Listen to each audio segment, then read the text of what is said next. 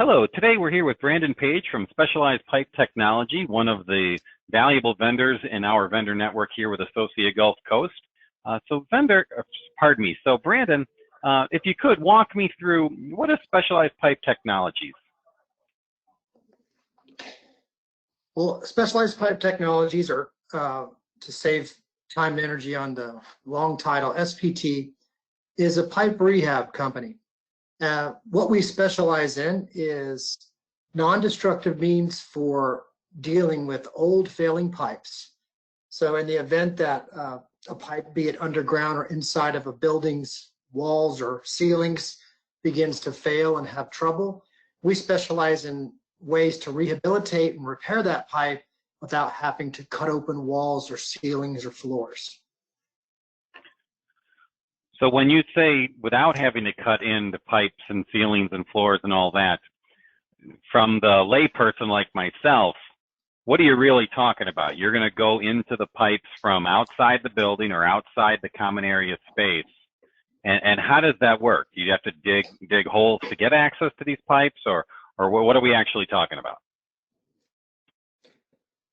So within a building or a home, whether it's a high-rise, whether it's a single-story home, commercial building, school, regardless of the structure, you have piping systems serving that building, specifically on the drainage side, that are located underground and within the walls. So if one of those pipes begins to fail or have issues, the conventional method is you have a leak, stains the wall, or you have a backup that floods the unit. In the event that that takes place and it becomes some type of a reoccurring problem, normally what would happen is a property manager or an owner would make arrangements to have a plumber or general contractor come out and physically cut open and access the section of pipe that has had the issue that's failed. If you look out and you cut the wall or the floor open in the right spot, then there would be a conventional replacement of some sort where an original pipe would be physically cut out and a new pipe would be put in its place to repair the bad crack or leak, whatever it may be. And then all the finished materials put back: concrete, tile, wood, drywall, marble, etc. As you can imagine, that can be both frustrating and costly.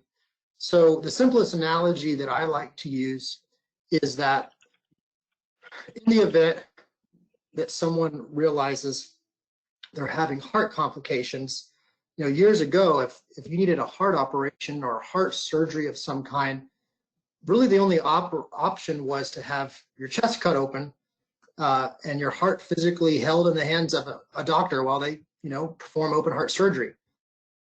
One of the wonderful blessings of the technology that we have today is that we now have options available to us should we have a heart complication, that a doctor can many times address an issue with an artery by installing a stent.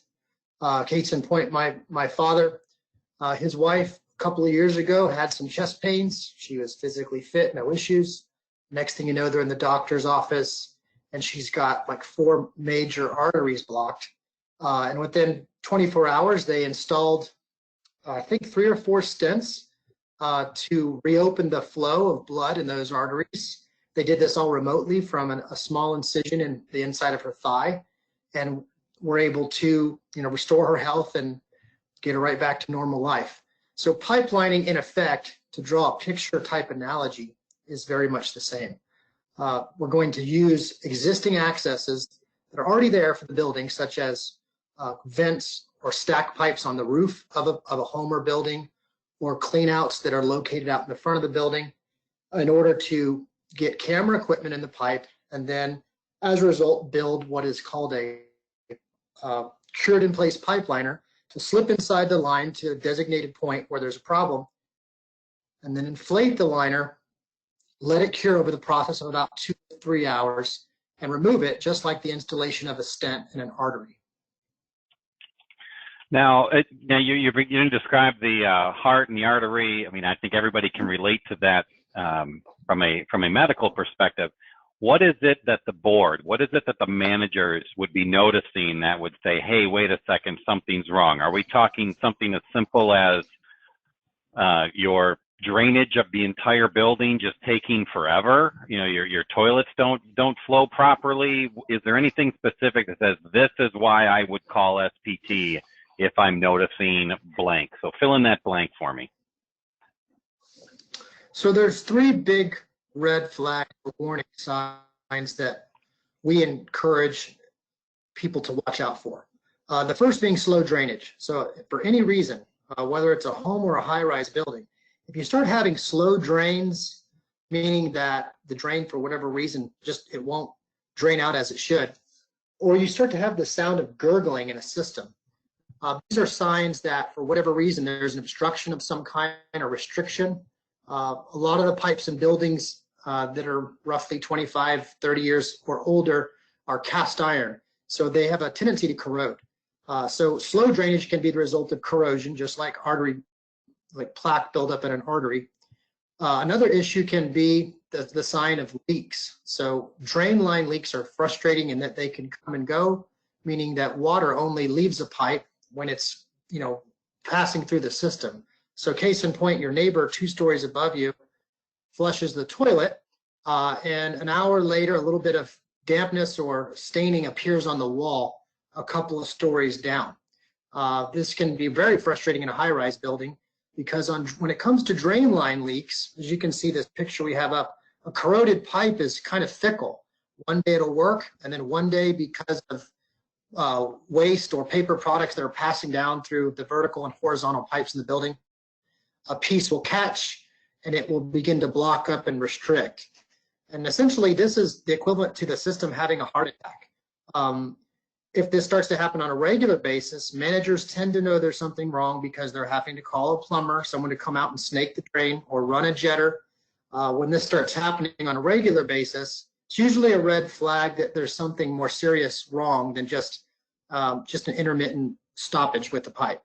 One of the final things that will begin to take place outside of slow drains or leaks is a full-on stoppage, meaning that you have water unable to drain, and it typically will back up on a lower level floor unit.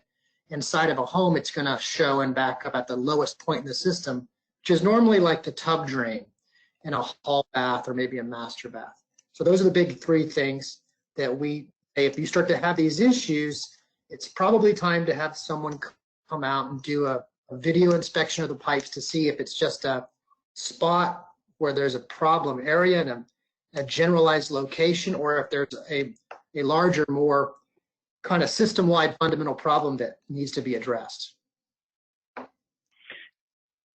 So as we're looking at the pictures in front of us, one is from my perspective, a disgusting pipe. And from the other side, obviously it's clean and it's wonderful and it's perfect. From a cost perspective, I can make an assumption that not having to tear open walls and not having to dig underground, it's going to be less expensive to do it your way through SPT. Is that a fair assumption there? Yes, the most basic value that we offer is cost savings.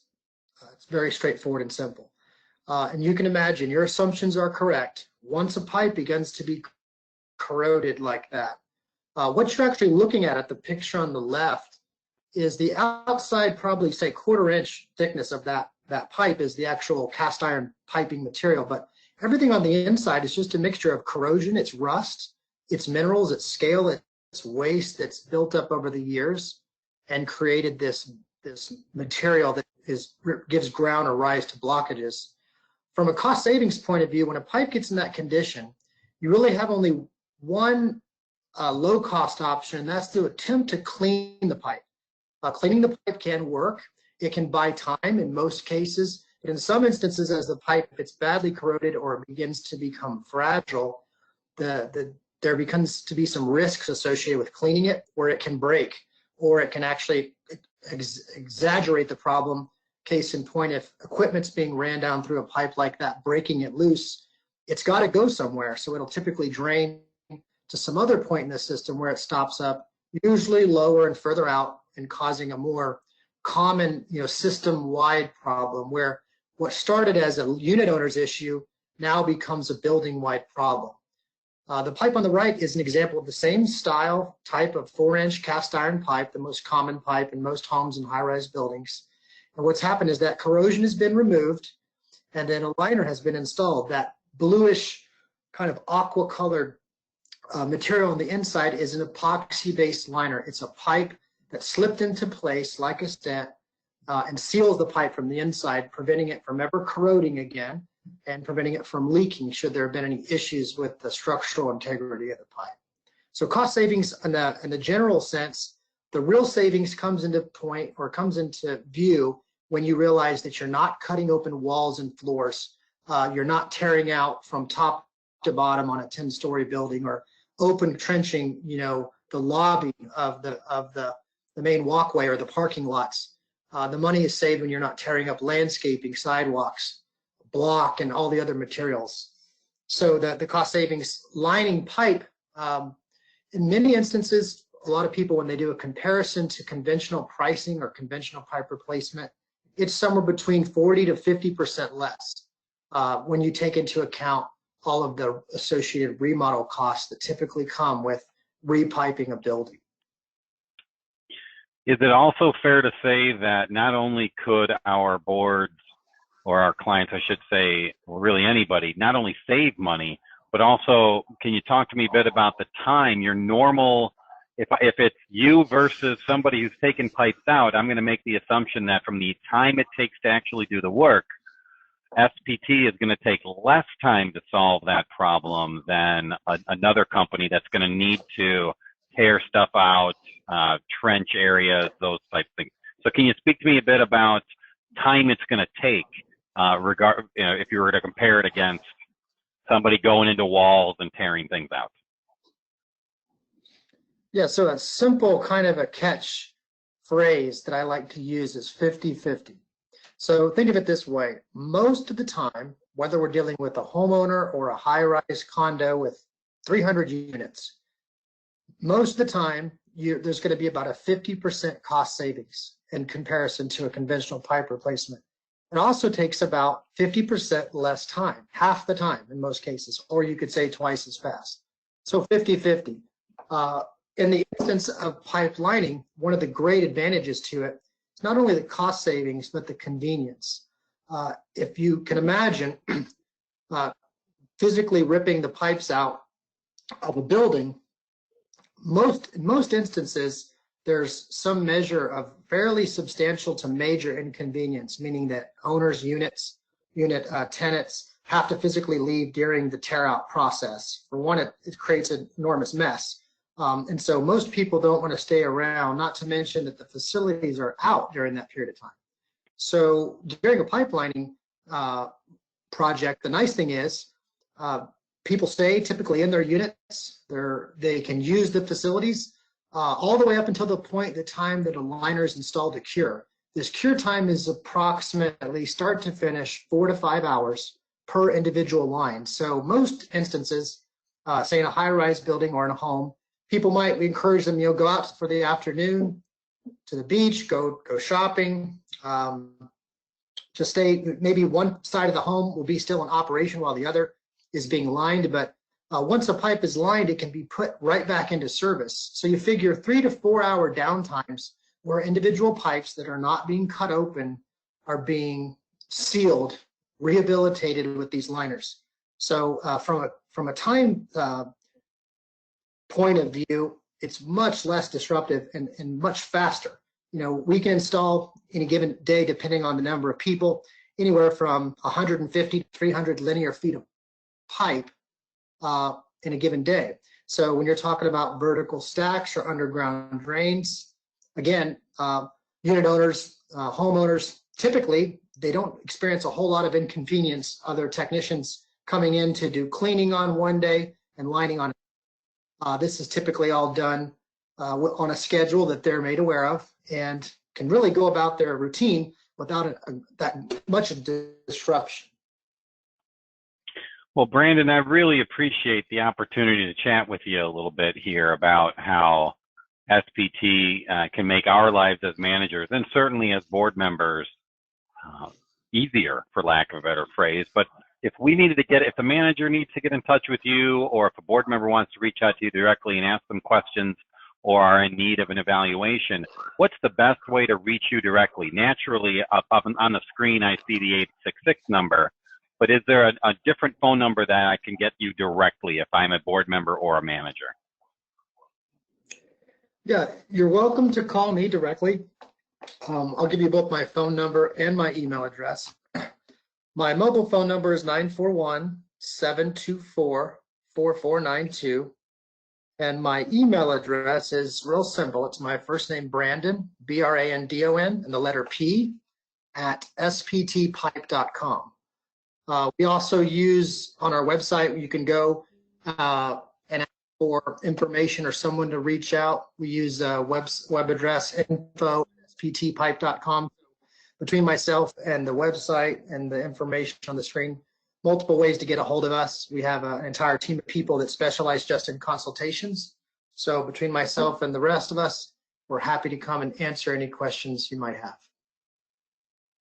Outstanding. Once again, Brandon, really do appreciate the opportunity to chat with you. Really do thank you for not only your efforts, but the efforts of SPT in helping our clients solve some of their piping issues. And quite frankly, just allowing them to be better neighbors so that they're not frustrated with these long, drawn-out, large-scale piping and plumbing projects. Again, thank you very much for the time. Really appreciate your help, and much continued success with SPT. Yes, sir. Thank you for the opportunity.